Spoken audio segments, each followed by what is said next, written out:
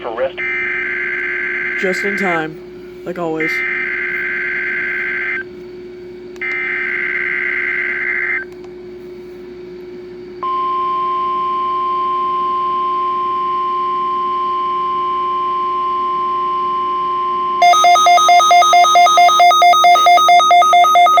In Parker, Pennsylvania, on a frequency of 162.425 megahertz. The preceding tone signals were a test of the alarm device of this weather radio station. During potentially dangerous weather situations, specially built receivers will be automatically activated by these tones to warn of impending hazards. Tests of these receivers are conducted by the National Weather Service between 11 a.m. and 12 noon on each Wednesday.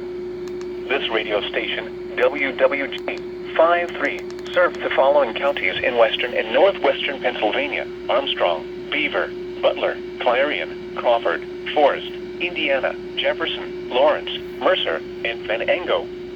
The National Weather Service now returns to the regular broadcast.